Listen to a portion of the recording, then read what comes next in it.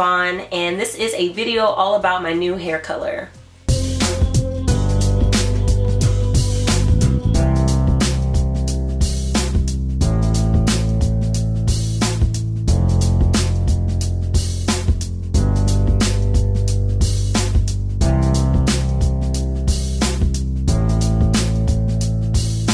So in my last video, I believe, I had introduced to you guys my new color. I had shared a little bit about the process.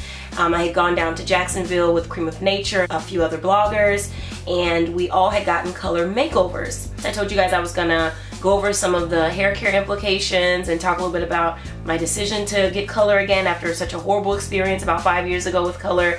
And so I just thought that right now would be a great time. What you're looking at right now is that my hair has actually been straightened.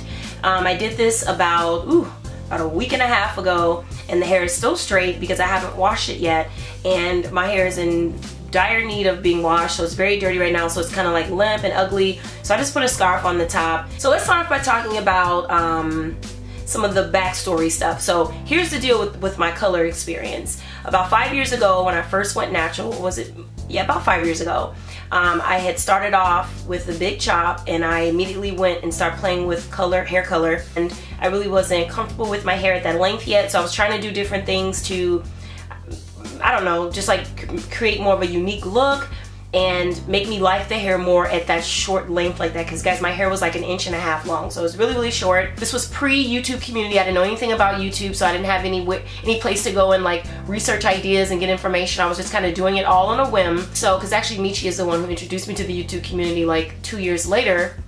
But anyway, I had colored my own hair 2 or 3 times and like within 6 months, and I just experienced so much damage that I said that I would never color again, and I went on this long process of growing the color out and trimming it, and I was like so happy when all the color was gone, and I wanted to start like this brand new hair journey. It was right at the beginning of my YouTube presence, so that's right when I started my channel. So for those of you who have been following me since the old Miss Vaughn channel, you know about my hair color disaster and my process and transition growing it out.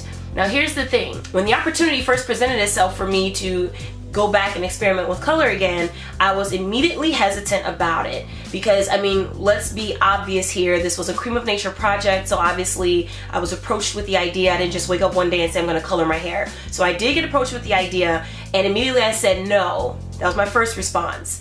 But then after a little while of contemplating and going back and forth in my head about trying something new, because here's the thing, I've been thinking for a long time about coloring my hair to match my eye color, which is essentially what I ended up doing. That was kind of one of the things I was kind of going back and forth about, was should I do my hair to color my eyes, like, you know, whatever. So I ended up finally deciding to do it, and the final deciding factor was because I was talking to my little sis Michi, and her response was, Vaughn, do it. And when she told me to do it, I knew that I needed to do it, because here's someone who has had almost bra strap length hair, the most beautiful twist out I've ever seen, lost every strand of her hair to chemo and radiation therapy as she struggles with fighting the cancer. And so if she told me to go ahead and do it, who am I to worry about my hair more than she is? She struggled with losing her hair. I can get color. I mean, it's not that big of a deal. So that's when I knew I need to put my fears to the side and just do it. Besides, I've learned so much over the last 5 years about my hair. It would be a total waste of education to not apply that.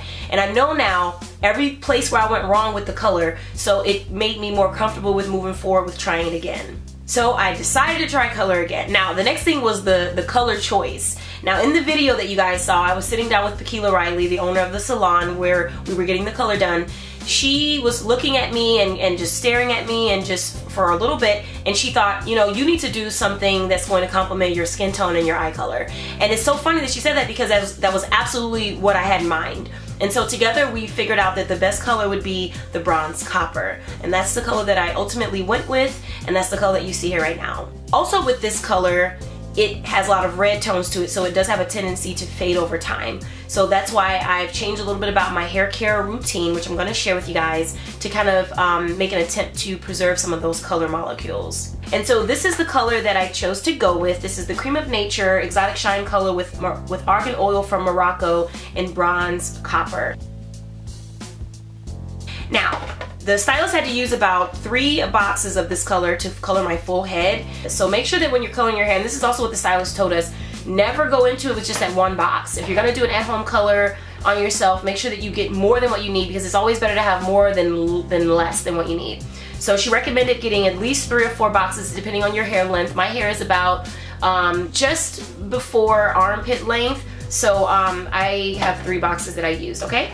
Next, I talked a lot about the color fading, so that's a concern of mine. I don't want it to fade completely. So I've been using a shampoo that I talked about before in a video, Shea Moisture Jamaican Black Castor Oil Strengthen, Growth and Restore Shampoo. So this is a very gentle, clarifying shampoo that I have been using on my hair just to make sure that I'm cleansing my hair of all of the debris on my scalp and on the hair strands, but also preserving some of that that color. So this is for natural, chemically processed, color treated, or heat styled hair. So basically for any kind of hair. But the fact that it makes these sort of claims up front is the reason I reached for this product over my other shampoos at the moment. There were 2 concerns that I had. One was preserving the vibrancy of the color, and the other concern was moisture and dryness, okay? As I told you guys before, the huge debacle with my hair being so dry, like hay, breaking off, causing all these problems. The main thing for me was to have moisture, so I've been deep conditioning my hair every week. So every time I wash my hair, I'm deep conditioning. I'm not just doing like a leave-in conditioner or a conditioner that I rinse out right away.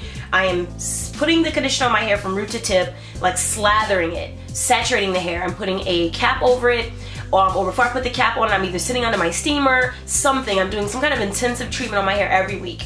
And so far, I must say, I've been having really, really good results. My hair is not dry at all, and it's feeling super soft.